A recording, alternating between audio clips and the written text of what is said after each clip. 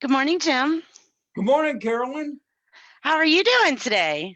I'm just hanging around the living room in my Nokta shirt, waiting for some coffee to be brought to me, or even hot cocoa would be good. It Well, this hasn't is happened yet. Coffee with Kellyco, so you should have had your coffee ready. I know, but if I spill it on the couch, Patty's going to drag me out back and beat me severely. So I can't get anything near the couch. Well, I know that you've been on Coffee with Kellyco one other time, and that was months ago when we first started Coffee with Kellyco. And I wanted to bring you back because you're one of the most interesting treasure hunters that I know. And not only that, you're one of my best friends. We have a lot of fun together. We're in the club together. And we go on a lot of hunts and adventures together. I'm writing your check out. I'll be mailing it express. You'll be getting it shortly. Thanks. Okay, awesome. Or you could just drop it by. I'll be here all day. Okay.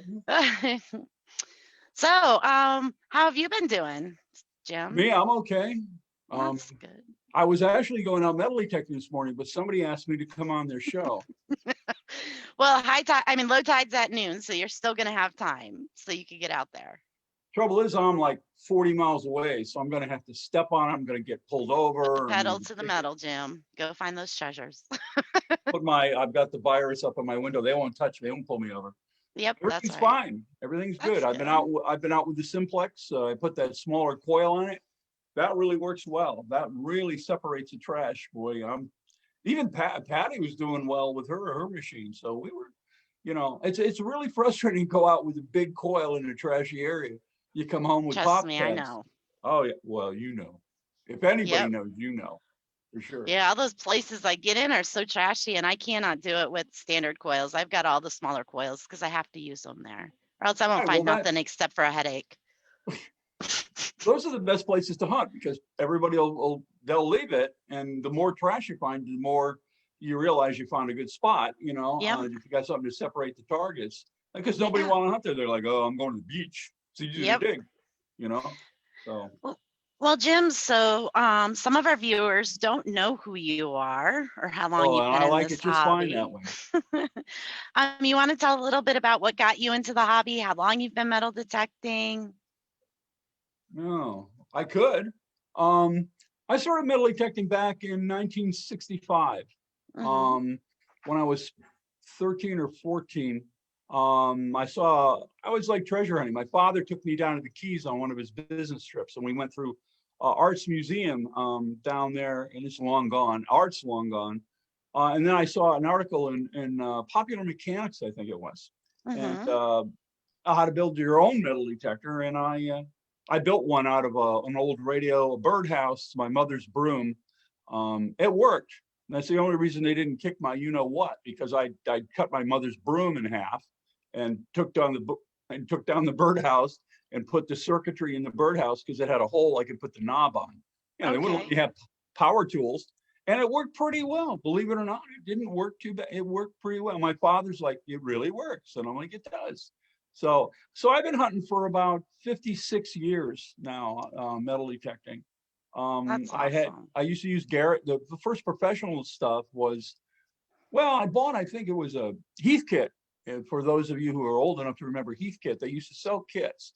And since I built one from scratch, it wasn't really hard to build one from a kit. And then next I moved into Garrett, the Deep Seeker ADS, automatic detection system, which was heavy.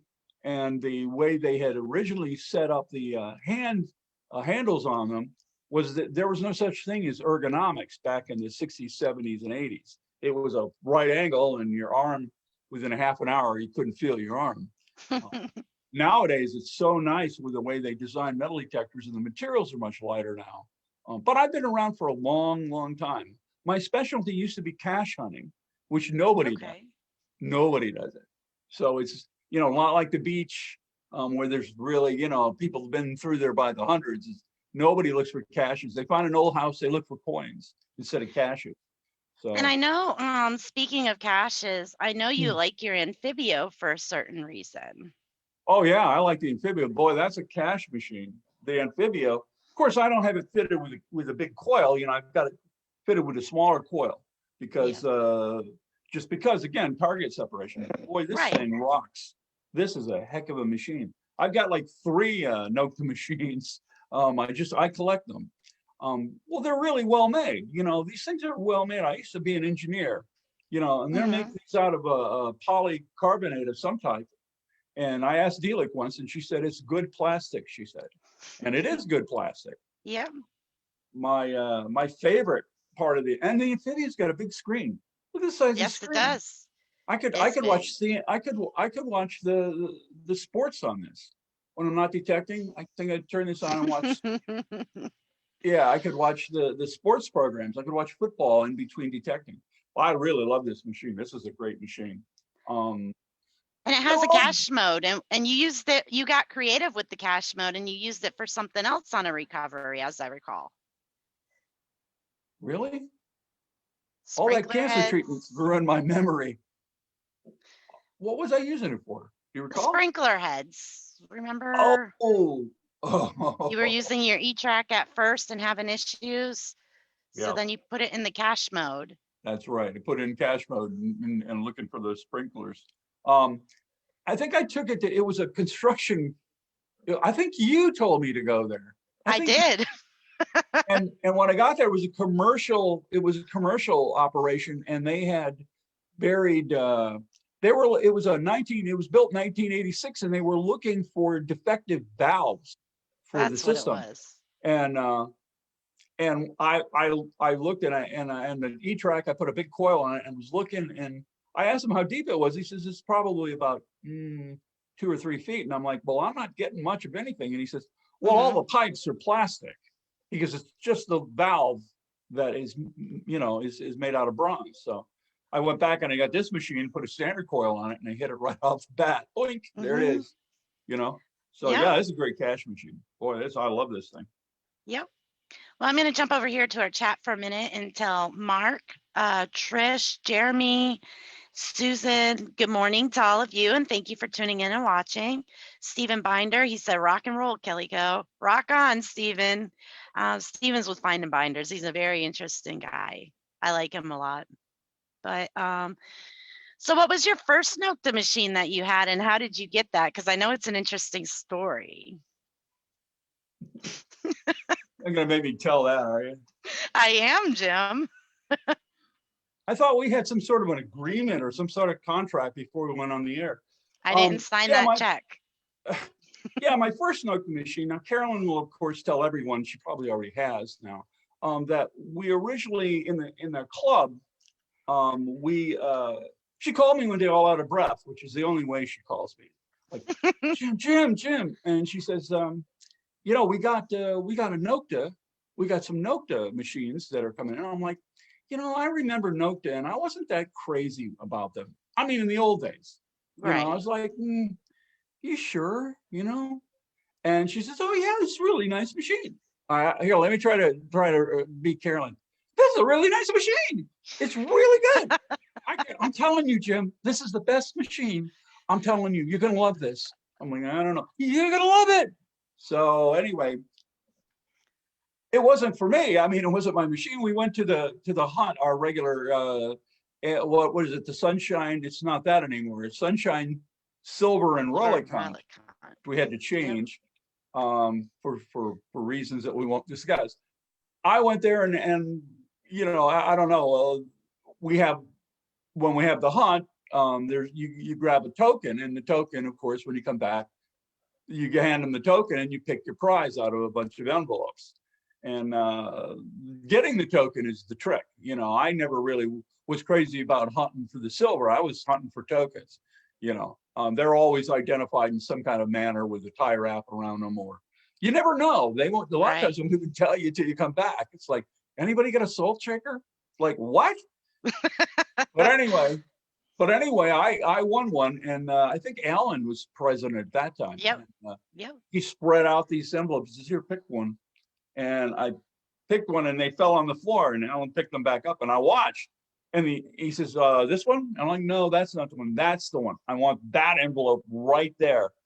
And pulled it out, and it turned out to be a Nokta. And that was before they got together with Nokta Macro. I got a Nokta, the Impact, which I love this machine. This machine I can't even tell you. I mean, it's probably top secret. I don't even think you're even supposed to talk about this. But this machine, and this is the first Nokta machine I ever had, and I won it. And everybody's like, well, you always win everything. I'm like, I don't. This is the first thing I really won. And I got this home, and I went out and I bought the headsets for it. I don't know where the headset. Oh yeah, the headset. I went and bought the wireless because it's built-in wireless. Right. Built in.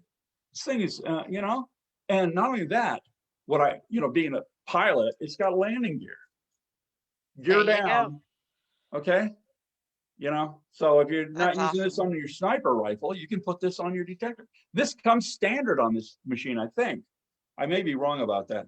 Oh, look at this, a club sticker on the back. It is. But this is a great machine, and it's wireless. And I wrap this. This doesn't normally come with it. I used to play tennis, and for hours using a machine, this helps cushion your grip a little bit. Right. Thing's got a headlight on it. It has a headlight on it. I mean, just like, okay, and this got a trigger switch, and this is the only one I think that has a trigger on it. This is when they were really getting high tech with this machine. I've got a couple smaller coils for it, but this thing is insane. It's not waterproof, so don't take it in the water. But you do take it to the beach, right? I did take it to the beach. This thing screams at the beach. I was really afraid to take it too close to the beach because, again, it's not a waterproof machine, and it was brand new. I'm not, the first thing that'll happen is a seagull will peck me in the eye, and I'll drop it, and then the only thing that'll work is that, so I didn't really take it to the beach, but regularly in the water. But this is a screaming machine at the beach. It says an ISAT control on it, which I'd never seen before, which you can adjust for the response on the coil. I mean, these machines have what you call a reset speed. All of them do. Any machine, whatever it is, Nokta, Garrett, MineLab, whatever, they have reset speeds. And as you cover a target, if you're swinging it too fast, you can miss good targets next to it because the machine hasn't reset itself. It gets a target and then resets, target and resets back to normal. And the ISAT control, you can adjust with the ISAT how quick that reset speed is, how the response of the machine. So it's really good. This really isn't a beginner's machine. The Nokta machines give you all kinds of options. I mean, this thing looks like a 747 when you first get it, but it's, there's a standard factory setting you have on all machines, the grab it and go settings. Right. For all kinds of environments, salt water, here in Florida, we don't get a whole lot of mineralization, but occasionally you run into a park where they've laid down 6 inches of dirt they got from somewhere else that is mineralized. So it's not totally unknown here. And when you run into it, if you don't understand what's happening, you're going to get mad and put it in your car and drive away. Like, I can't hunt here. But these have all the controls, are easy to use comparatively. And the manual is like a phone book. There's a manual for this thing. It's just, and it's in like 1, 2, 3, 4, 5, 7 languages. I particularly like the Russian part, which I don't understand at all, but it's the illustrations are well done. This is glossy paper. It's like you go to a bookstore and buy this. I've had places that don't even give you a manual with a detector. You got to download it. And I don't know, would print it on a matchbook and then try to figure out what's going on. This is a really great machine. I love these Nokta machines now, and I really feel bad that I kind of dissed them in the beginning, and that you tell everybody I. Oh, because it was like, it's just a funny story. You're like, oh, great, look what I won. Not even a week later, you're like, Carolyn, this machine's great. I'm like, I'm going out with my machine. I don't care. I got a hospital appointment. I go to the hospital. I got appendicitis. Well, first I'm going hunting first, and I'll be back to the surgery later. So yeah, it's good stuff. I think I based a lot of it on their original machine, which was a Forte, I think. Isn't that what it was called? Force. Yeah, and that wasn't a bad machine. It was a relic machine, but some of the design was a little bit, the display was on the side of the machine. So when you're hunting, like, oh. But, a big thing with Nokta is they listen to the operators and the people that use the product, which is the number one thing in technology, as far as I'm concerned. They listen to what you say. One of my favorite, and I was flabbergasted when I saw this on this thing, it has a scale built into the lower shaft, you know. So, you know, when you find it, well, you probably can't see it. Well, maybe you can. Yeah. It has a numeric scale on the shaft. Yep. Okay? Any other machine I have, you know, I have all kinds of other machines from other manufacturers. This is the only one that put that on the shaft. And I remember thinking one day, wouldn't it be a good idea if somebody put graduations on the shaft? So every time you went hunting, you didn't have to try it and move it and try it and move it and try it and move it. You know, it's just, you know, little details like that is what these guys excel in. You know, so I know it's 5.5 inches. So when I get there, pull it out to 5.5 inches, start hunting. So I gain an extra 10 minutes rather than fiddling around trying to set the shaft length correctly. So, yeah, good machine. And it's, you know, and I mean, I used to work in plastics, and I know like again, I asked her what type of plastic it was when we had a meeting with her once. But this is sturdy. It's almost like graphite. I don't know. I don't think this is carbon fiber, but this thing is, you know, you can tell that it's not, you know, made out of, you know, plastic they'd make a toy truck out of. This is serious stuff, you know.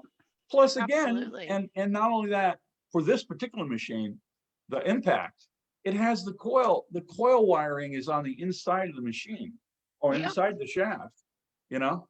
See, here's the coil wire, and it's doesn't start wrapping around, it goes right in. Not that there's anything wrong with that, but it just makes it much cleaner and less things get caught, you know. If you've ever been hunting in brush filled with rattlesnakes, there's nothing worse than getting the coil wires caught on something or your headphone wire caught on something. You're trying to get loose and the rattlesnakes are closing in on you. And you're like, I wish I had a wireless. I wish I had a coil, you know, cable that went inside the shaft. And this really, it's really well made. I like this. Did I tell you I like this? Did I ever mention it? I don't think you might have mentioned it once or twice. Yeah. So I'm going to jump over here to the chat for a moment. Evan Brooks says, good morning. Ib said that his first Nokta was the Nokta Force Core that he won from Kellyco.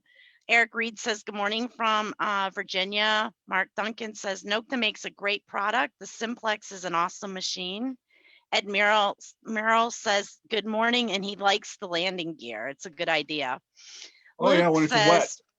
Pretty much what you were saying at the beginning. Everyone said Nokta was a joke at the beginning, but they're not laughing now. And then we got down here, we got Dwight says, the legend himself, Mr. Jim Fielding. Don't put that on me, Dwight, man. Don't put that on me. Dick Stout says he wouldn't believe anything you say, Jim. I don't blame him. I don't believe anything he says. So we're kind of in an impasse right now, Dick. How are you? So, but yeah, so I know that you came in the other day, you got another coil for your Simplex. That's a pretty good machine. I've taken that to the beach, and it does a phenomenal job. I've taken it out relic hunting, and it's a really good machine. Oh yeah. Well, I got the big coil back on it because I was planning to go to the beach. That's a little machine, Jim. I don't know if it's tall enough for you. What's that? It's a little small machine. Well, this is for when my back's sore. I got a picture of you hunting like that once. Blackmail. Yeah, this thing is, the shaft is, yeah, and they've got the cam locks and everything, you know. I told you you got the cam locks and everything. Not that there's anything wrong with cam locks, but not cam locks, but the normal, you know, twisty locks on a lot of machines. They do wear out after a while. I took my Garrett and I twisted that thing so many times on the AT Pro. It just finally, well, of course, Garrett will send them to you. You know, you call them, but these have cam locks. These are long-term machine. You know, they don't get worn out as quickly, I don't think, as the other type. But. Yep. The big coil, you know, you can be cool and you can put this straight up and it closes itself. I like it because it goes down so small. I don't have to take it apart. I could throw it in my backpack and take it on a plane, which is awesome. That's right. I can put this in my front pocket. It's so small. You can't even tell I've got it in there. But it is a nice small machine. It's easy to carry around. It's really light. You know, I like that. It's even lighter with a small coil on it. Yep. Yeah, this is a smaller coil. This is the elliptical coil. And I like the elliptical coil because you can get in close to trees and things where Mm-hmm. people lost a lot of stuff sitting under a tree 200 years ago. I always put a little marking on. I've got so many coils for so many machines. I have to label them so I know which machine they go to. Otherwise, I'll go out on a hunt and I'll go to put the small coil on. It'll turn out to be a coil from another manufacturer, and I'm like, okay, now Got the we're wrong one today. yeah. And Patty's like, stop yelling. So So another thing that people, I'm not sure many people know out here is you did a lot of scuba diving and you did it oh with yeah. Kevin. Oh, Kevin Um, Riley, yeah. Kevin and I, we back in the 1980s, before the Keys were made into now they're a marine sanctuary, as if the Marines needed a sanctuary. I don't know. We used to dive on a lot of the 1733 plate fleet, and I don't know if anybody knows much about that. Everybody knows about the 1715 plate fleet that ran ashore over here on down near Melbourne and Vero Beach. But there was another plate fleet that came, what is it, like 25 years later, 20 years later, and it ran ashore down off Isla Morada in the Keys. And that was not a sanctuary. Those wrecks had been worked by I think Art had worked them for many years in the 1940s. So we used to scuba dive on those, and we used to still find some treasure. We found a lot of pillar dollars, 1732 pillar dollars, and it was on Little Conch Reef, I think, and it was only like 15 feet deep. I mean, oh, you could stay wow. on an 80 cubic foot tank. You could stay down there for hours. You didn't have to do any kind of decompression or anything. And we found a lot of stuff. We tried to make a coffee table out of one of the ribs of the galleon, but it Oh, was too wow. far. Yeah, you can see the ribs of the galleon. We used to dive with Kevin Riley, Banjo Dave, a couple other people, and we went out of Isla Morada with Lady Cyan Divers. They were it was owned by women. A couple of women owned the dive shop, and they had the Lady Cyan had a mermaid on the back, and they used to take us out to Little Conch Reef. I wrote a couple of articles about that back in Lost Treasure back in the 1980s. Okay. We also went out. We've also used to lease a couple of old fishing boats called the Little Aubrey and the Little Aubrey, and they would go out Okay. of Key West. We would pass all Mel Fisher's stuff, and we go out. There was a couple of wrecks out there, and we would go dive on those. And Mel Fisher's guys would always come around and go, "What are you guys doing here?" We were just diving. I mean, we had all the metal detectors on the back, but I think we were just diving, looking at things. But boy, there's a long story associated with that I won't tell right now. But me and the captain, we went to one of the smaller islands, and we found a 1830 Barber dime laying in the sand. So we made up a Oh, whole wow. story how that got there. About I can't even say about it, but our boat broke down. The motor wouldn't start, and Uh-oh. George, or I forget what his name was, the captain. He's like, "Oh no, it's not starting." Couldn't start it, and all I had was, I think I had a compass, or I forget what kind of detector, and I used the detector as a paddle. I put the coil down, tightened that up. Art says, "We don't have a paddle." I'm like, "Well, I got this," and because I had a separate shaft. The big thing in the 1980s was you would take the control box off, and you would have a separate kit for a lot of detectors. Okay. You'd make it lighten up the detector in the shaft. It wasn't part, and you'd hang it around your neck or clip it to your belt, or you had a. So I had that. So we ended up paddling away from the island because it was full of no-see-ums. No-see-ums. Oh, yes. It was one of those. It feels like it feels Yeah. like my diabetes shots. We got away from the island, and when we were paddling away from the island, we passed a sailboat. There was an anchorage with a couple of boats, and the Little Aubrey was about 5 miles away. And as we passed the sailboat, a dog came out and started barking at us. And then a woman she was, in bathing suit. She came out and she bent over and said, "You guys okay?" And we're like, "Well, Then another guy comes out of the sailboat and he goes, "Hey," he goes, "What's going on?" And Art says, "The motor on this thing won't start. We're trying to paddle back to our boat." He goes, isn't that from the Little Aubrey?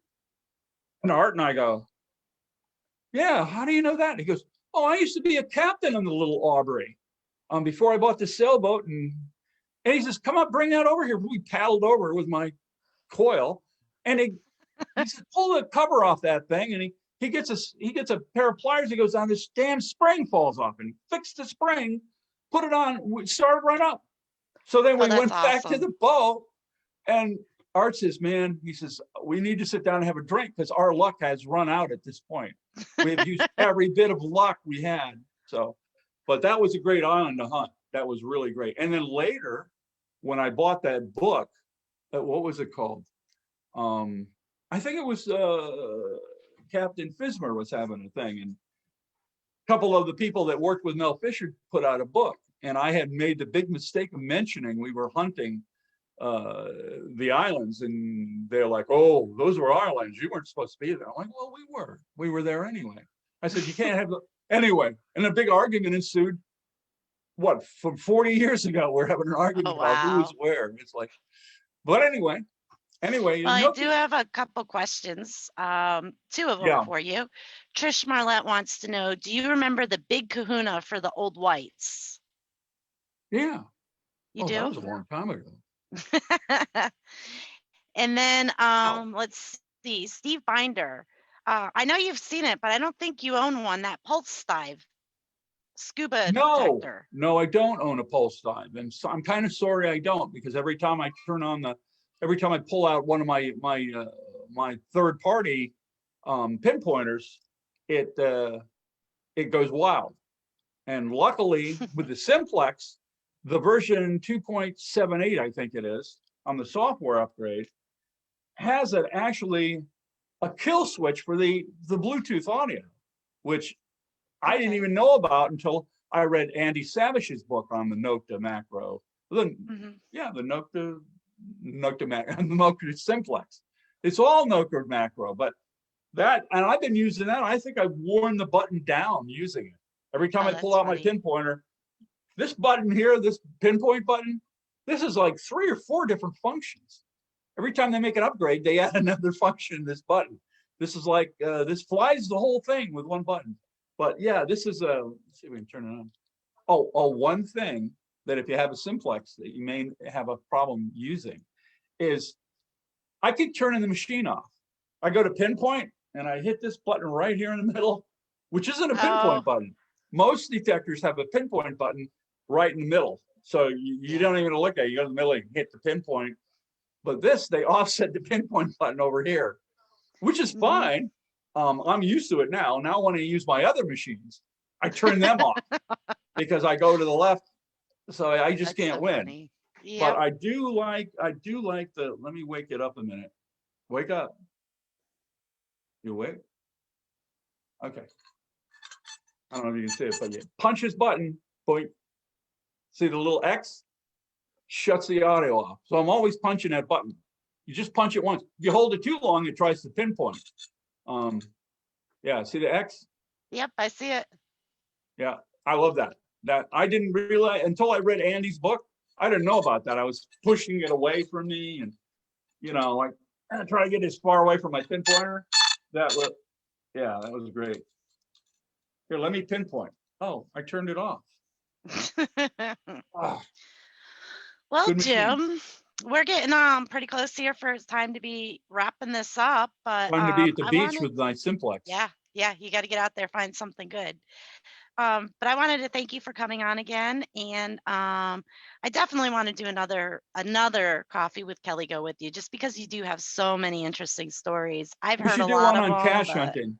We definitely should. I think a lot of people would be interested in that because it is something that many people don't get into, and you're really good at it. I've been on looking for $500,000 on a hunt with you. Remember that? That was a fun day. Till the alligators. We weren't supposed to tell anybody. I hope the IRS isn't watching.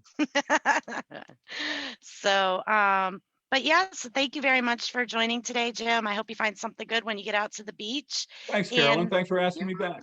No problem. And I'll be back next week with another guest. If you guys like what you see, make sure that you like, comment, and if you want, go ahead and share it so other people can see the video about Jim. And we'll see you next week. You guys have a great day. Bye, everyone. Bye-bye.